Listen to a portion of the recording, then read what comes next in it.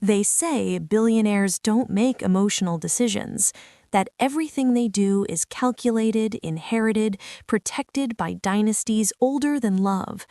But no one tells you what happens when your life becomes part of their calculation. My name is Elena Carter, and the day my father collapsed, I learned that some families never forget and never forgive. I grew up in Dorchester, in a house that always smelled faintly of old books and burnt coffee. My father, Samuel Carter, believed in systems, rules, order. He used to say, "Power isn't loud, Elena, it's procedural." At the time, I didn't understand what that meant. 15 years ago, he was a senior compliance auditor for a federal oversight task force assigned to review Goldman Global Holdings' Boston operations. He testified, not loudly, not dramatically. He told the truth, and that truth cost him everything. By the time I was old enough to understand, the invitations had stopped coming.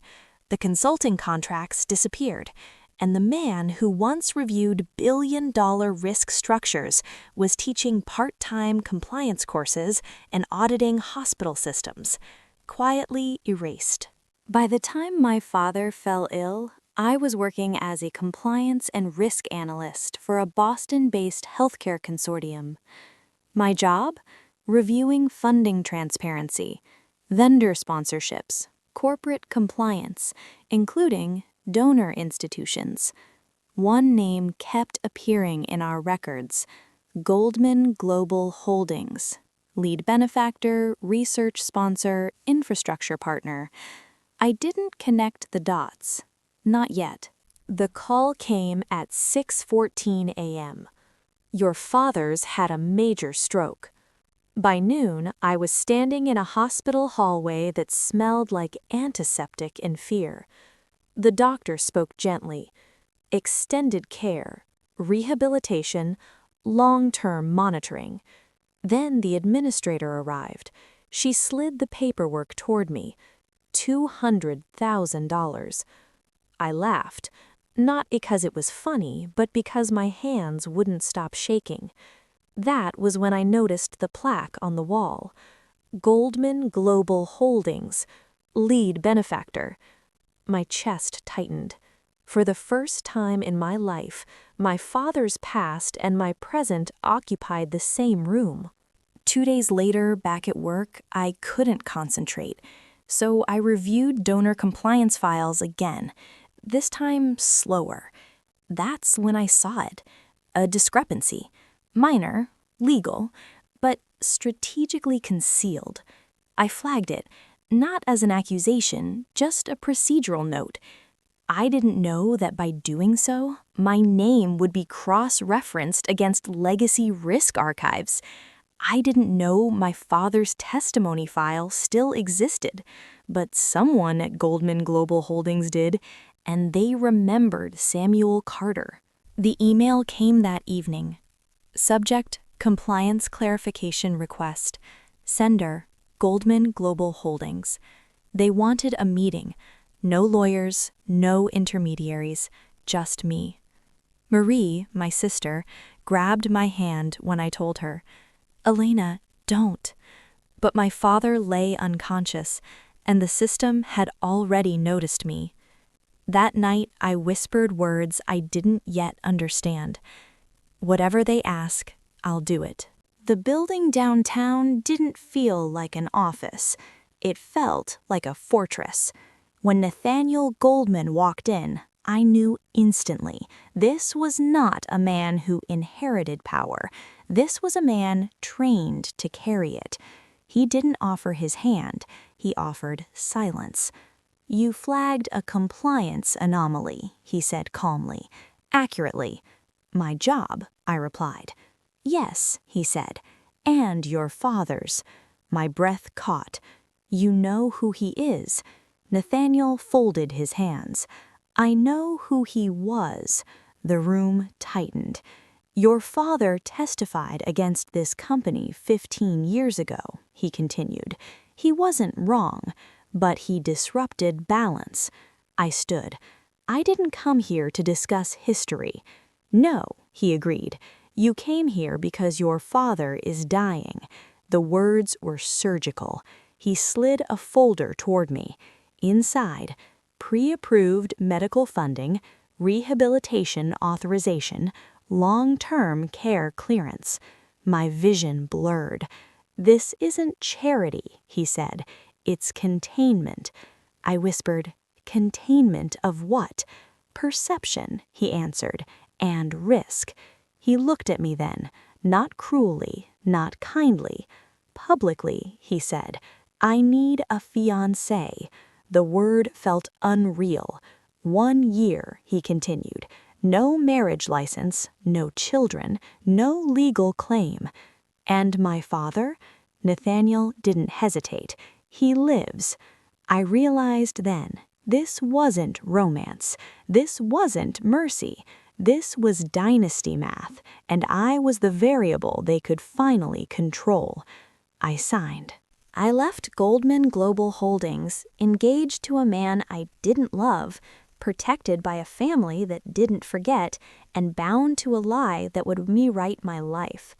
I just didn't know yet that the most dangerous thing about Nathaniel Goldman wasn't his power. It was what he was willing to risk to keep me. I moved into Nathaniel Goldman's penthouse with 2 suitcases and a silence that followed me room to room. Back Bay glittered outside the floor-to-ceiling windows, old money architecture wrapped in modern glass. This wasn't a home. It was a stage. Nathaniel walked ahead of me, loosening his cufflinks. "You'll have your own wing," he said. "Privacy matters." "For appearances?" I asked. "For survival," he corrected. I nodded, already learning the language. That night, he handed me a slim folder. Rules. No unscheduled public appearances. No unsanctioned interviews. No discussing family history. No deviation from approved narratives. And emotions? I asked quietly. Nathaniel met my eyes. Optional. Dangerous. Not required. I signed nothing, but I understood everything. I met Evelyn Goldman 3 days later. She didn't stand when I entered the room. Pearls. Immaculate posture. A gaze that made you aware of every flaw you'd ever had. "So," she said calmly, "you're the solution." I swallowed. "I'm Elena Carter." "Yes," she replied, "I know exactly who you are." That was worse. "You will represent this family," she continued. "Discretion is not a preference here, it's oxygen." I nodded. She leaned forward. "You are temporary. That is the understanding, correct?" I answered honestly. "Yes." She smiled then. "Good. Goldman men do not marry unpredictability." Nathaniel said nothing, and I understood something chilling. His silence was permission. The next 2 weeks were an initiation disguised as etiquette training. A stylist, a media consultant, a legacy advisor. Every word I spoke was recorded, every gesture corrected. Goldman women don't explain, one said. They imply. They didn't teach me how to belong. They taught me how not to embarrass them. At night, I cried quietly in my wing of the penthouse, careful not to be heard. One evening, I found Nathaniel in the study, sleeves rolled up, eyes tired. "Why me?" I finally asked. He didn't look up. "You flagged a risk without ego," he said. "You didn't grandstand. You didn't leak." "And my father?" I pressed. He paused. "The board never forgot his name," Nathaniel admitted.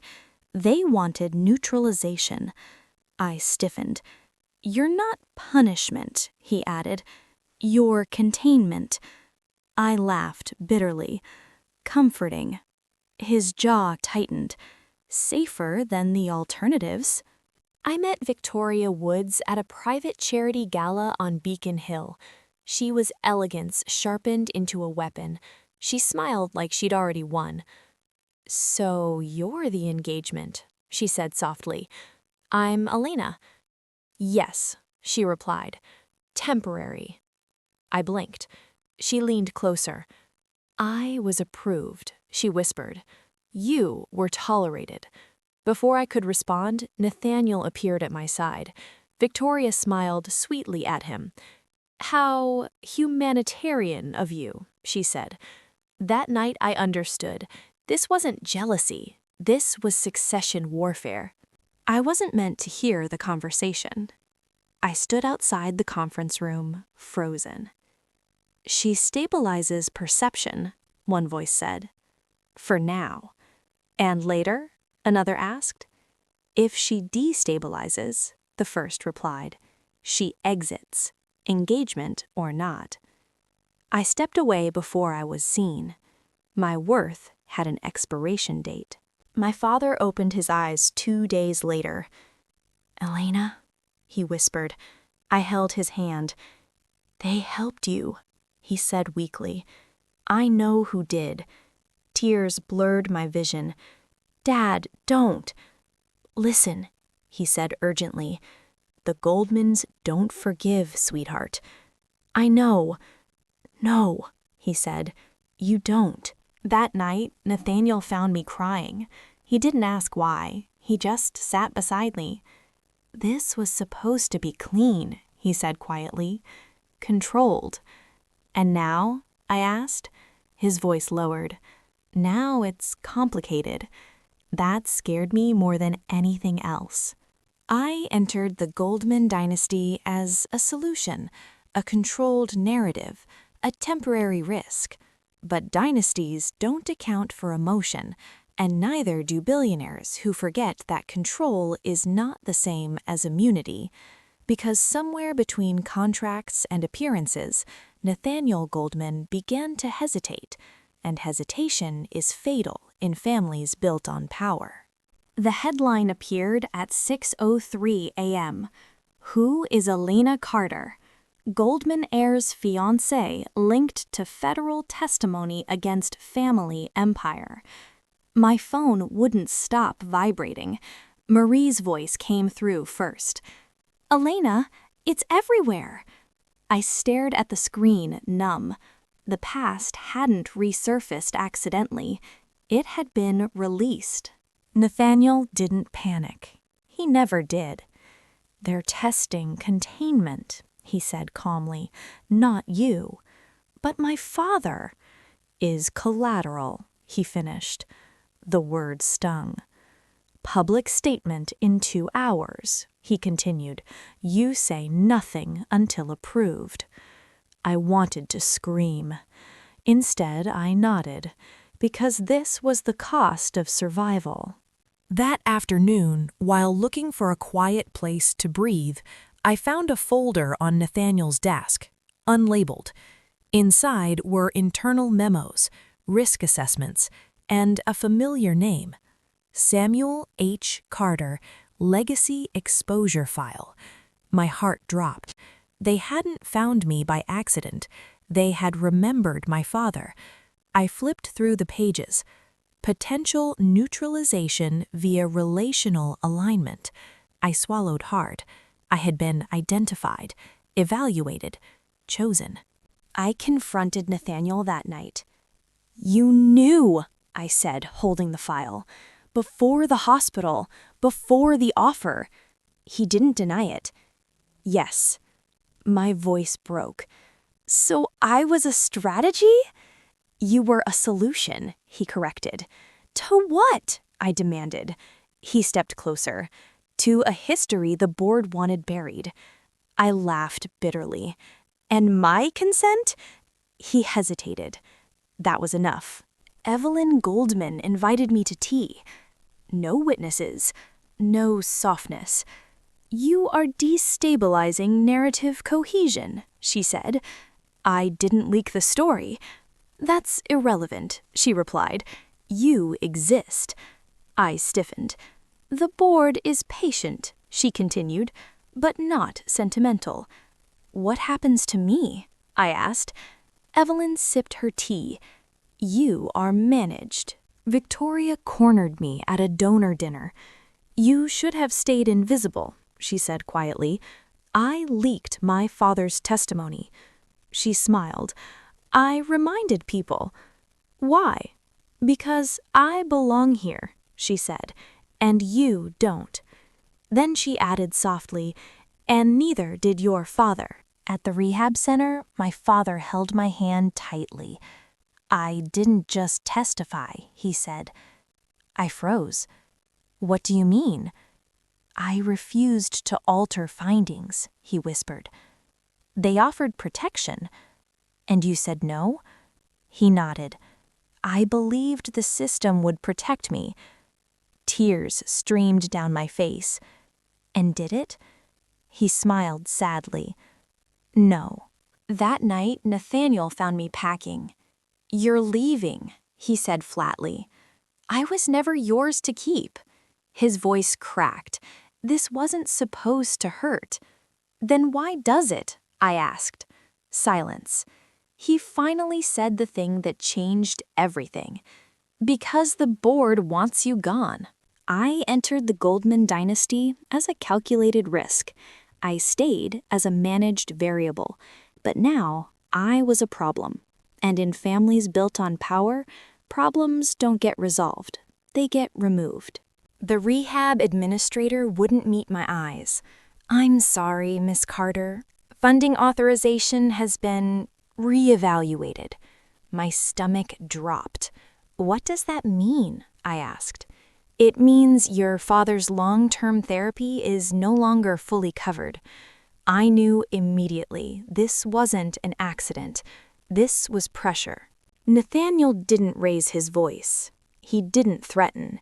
He made calls, short ones, controlled ones. They're testing loyalty lines, he said, seeing who blinks first. And if you blink? I asked. His jaw tightened. Then I lose control of the board. That was the moment I understood. Nathaniel wasn't fighting for me. He was fighting around me. Evelyn came to the penthouse unannounced. You're distracting him, she said flatly. I stood my ground. My father is dying. She didn't soften. Families die every day, she replied. Dynasties endure. I whispered, What do you want? Her answer was precise. You leave quietly, the funding returns. No scandal. My heart pounded. And Nathaniel? That, she said, is his burden. Victoria sent flowers to the penthouse. White lilies. A card. Some battles aren't worth fighting. I crushed it in my fist. She hadn't beaten me. She had waited. At the rehab center, my father looked smaller. Elena, he whispered, this is my fault. No, I said fiercely. I chose this. He shook his head weakly. You're paying for my truth. I couldn't breathe. The press noticed everything. Nathaniel stopped attending events with me. Photos stopped appearing. Headlines shifted. Is Goldman heir's engagement quietly unraveling? The lie was dying, and lies don't die quietly. I packed again. This time for real. Nathaniel watched from the doorway. If you leave, he said quietly, they win. I met his eyes. If I stay, I replied, my father loses. Silence. He finally said the words I never wanted to hear. I can't protect both. I left the penthouse before dawn. No press, no goodbye to the city skyline, just a quiet elevator ride down. For the first time since this began, I wasn't a fiancée. I was a daughter. I walked away from a billionaire, from protection, from power. But dynasties don't release assets easily. And as I watched my father sleep that night, I realized something far more terrifying than losing Nathaniel. The Goldmans weren't finished with me. They were just changing tactics. Life shrank the moment I left Nathaniel's penthouse. No drivers, no quiet doors opening ahead of me, no carefully timed silences, just Dorchester again. The same cracked sidewalks, the same grocery store where people complained about prices, except now my name meant something, and not in a good way. At the rehab center, my father's therapy sessions were reduced, not canceled, never that obvious, just delayed, rescheduled, reassigned. Power doesn't punish loudly, it inconveniences you until you break. Victoria Woods didn't expect me to survive without Nathaniel. That was her mistake. A journalist called me one afternoon. "Miss Carter, can you confirm that Victoria Woods personally contacted hospital administrators connected to your father's care?" I froze. "I have no comment," I said, but I knew. Victoria hadn't just nudged the system, she'd touched it directly, and that left fingerprints. I didn't hear from Nathaniel for weeks, but the city did. A senior board ally resigned quietly. A donor fund restructured overnight. An internal audit began. Narrow, surgical. Nathaniel wasn't rebelling, he was realigning. Later, I would learn the truth. He hadn't lost control of Goldman Global Holdings. He had been waiting for proof of disloyalty. Victoria gave it to him. My father's recovery plateaued. One night, he held my hand tightly. "They're still watching," he whispered. "Who?" "Goldman," he said. "You don't walk away from families like that." I wanted to tell him we were free, but I wasn't sure that was true. Nathaniel asked to see me at a quiet cafe near the Charles River. No suits, no entourage, just him. "You shouldn't be here," I said when I saw him. "I know," he replied. We sat in silence. Then he said, "Victoria exceeded her authority." I laughed bitterly. "She nearly killed my father." "She tried," he corrected, "and failed." I looked at him sharply. "What did you do?" Nathaniel's voice was calm. I reminded the board who owns the majority stake. That was the first time I truly understood. Nathaniel was never trapped. He was patient. Evelyn Goldman requested a private meeting. I almost refused. She studied me longer this time. "You didn't break," she said. "I wasn't supposed to," I replied. She exhaled slowly. "Victoria is no longer under consideration." That was her concession, not an apology, a recalculation. "You still don't belong," she added. "I know," I said, "but Nathaniel chooses." Nathaniel walked me home. Dorchester didn't intimidate him. "I ended the contract," he said quietly. "I know. No extensions, no clauses." I stopped walking. "Why?" He looked at me then, not as risk, not as leverage, as Elena. Because control stopped being enough. My chest tightened. "And now?" I asked. "Now," he said, "I don't know if you'll choose me." I thought of everything I'd lost, everything I'd survived, everything I still feared. "I won't be owned," I said. "I wouldn't ask you to be." "No protection deals," I continued. "No silence clauses." Nathaniel nodded. "Only truth," he said. For the first time, there were no rules, no dynasty script, just a man standing in front of a woman who had walked away once already. I had entered Nathaniel Goldman's life as a calculated risk. I had stayed as a controlled variable, and I had left as a liability. Now I stood before him as a choice, and in families built on power, choice is the most dangerous thing of all. Power doesn't end loudly. It fades. Months after I walked away from the Goldman penthouse, life settled into something unfamiliar, quiet. My father sat by the window in our Dorchester home, sunlight warming his face as he turned the pages of a book he'd already read twice.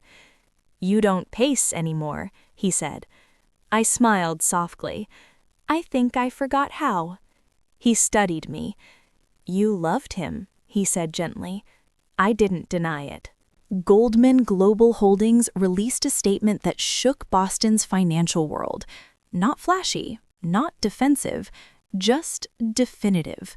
Leadership remains unchanged. Governance remains stable. No scandal, no fallout, just clarity. Nathaniel hadn't burned the dynasty down. He had reasserted it on his terms. Victoria Woods resigned 2 weeks later. Official reason? Strategic realignment. Unofficial truth? She violated the one rule dynasties never forgive. She acted without authorization. I didn't celebrate. I understood. Evelyn Goldman requested one final meeting. This time she stood when I entered. "You changed him," she said. "I didn't try to." She nodded. "That's why you succeeded." She paused. "If he chooses you publicly, it will not be without cost." "I know." "And if he doesn't?" I met her gaze. "Then I still survive." For the first time, she smiled. Nathaniel found me where the Charles River curves quietly near Cambridge. No cameras, no security, just us. "I can't offer protection anymore," he said. "I don't want it. I can't promise the dynasty won't resist. I'm done negotiating my worth." He took a breath. "Then stay," he said. "Not as a solution, not as leverage." "As what?" I asked. "As my choice." My father listened quietly as I told him everything. When I finished, he held my hand. "They tried to erase me once," he said. "They failed." He looked at me firmly. "Don't live quietly because of them." I didn't cry. I felt free. Nathaniel didn't step away from his legacy. He redefined it. Goldman Global Holdings didn't collapse. It evolved, quietly. And I didn't disappear into it. I kept my work, my name, my independence. We didn't marry quickly. We didn't rush to reassure the world. Because for the first time, nothing about us was a performance. Time did something strange after everything settled. It slowed. Nathaniel and I didn't rush to define ourselves. We met quietly, sometimes in Boston, sometimes elsewhere. Always without protection, without press, without choreography. One evening, we were just walking. Beacon Hill was quiet, the kind of quiet Boston keeps for itself. Gas lamps flickered. Brick paths glowed softly beneath our feet. Nathaniel stopped where Acorn Street narrowed into stillness. "This is where I first realized I couldn't control what I felt for you," he said. I turned toward him. "No board votes," he continued. "No family leverage. No contracts." He reached into his coat pocket, not hurried, not rehearsed. "I didn't choose you because you survived us," he said. "I chose you because you never asked to belong." He lowered himself onto one knee. "Elena Carter, will you marry me, not as my solution, but as my partner?" There was no crowd, no applause, just breath, brick, history, and truth. "Yes," I said. "Yes, I will." We were married far from boardrooms and headlines. Nathaniel chose Newport, Rhode Island, not Boston. Close enough to history, far enough from expectation. The estate sat above the Atlantic, stone terraces cascading toward the sea. White florals moved with the wind. No press, no donors, no distant relatives pretending intimacy. Just 20 people, people who knew us before power tried to define us. I walked toward him without music, just waves. Nathaniel stood waiting, not as an heir, not as a CEO, but as the man who had once learned to let go. When he took my hands, his were steady, not commanding, choosing. Nathaniel spoke first. "I was raised to believe permanence came from control," he said. "You taught me it comes from trust." I swallowed, then spoke. "I won't disappear into your world," I said, "and I won't ask you to abandon yours. But I will walk beside you," I continued, freely, honestly, every day. We didn't promise perfection. We promised choice. We left the morning after the wedding. No crowds, no cameras. A private jet waited on the tarmac, private terminal, Rhode Island, quiet and unmarked. Nathaniel held my hand as we boarded. "This is the longest break I've ever taken," he said. I smiled, then let it be enough. As the jet lifted into the sky, the coastline faded beneath us. For once, there was nowhere else we needed to be. A day after our wedding, we arrived in St. Vincent and the Grenadines for our 2-week honeymoon. Canoeing felt like secrecy made beautiful. Turquoise water stretched endlessly. The air was warm, salted, forgiving. Our villa rested on pale stone cliffs above the sea, white curtains moving gently with the breeze. Nathaniel didn't wear his watch anymore. "I haven't been away from the office this long," he admitted.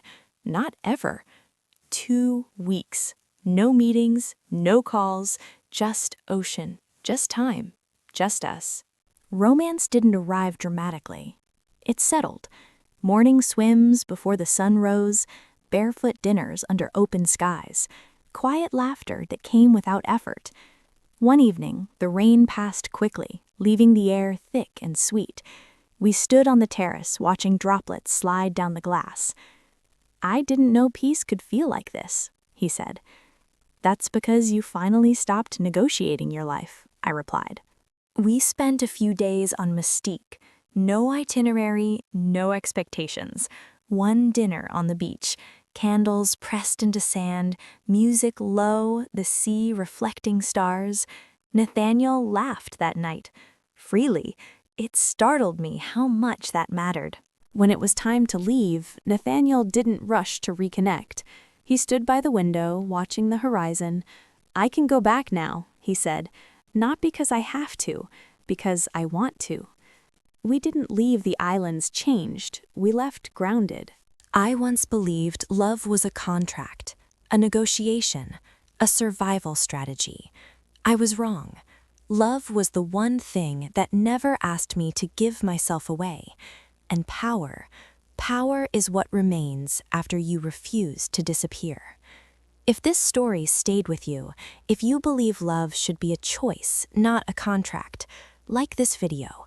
Subscribe for more elite romance and power-driven stories.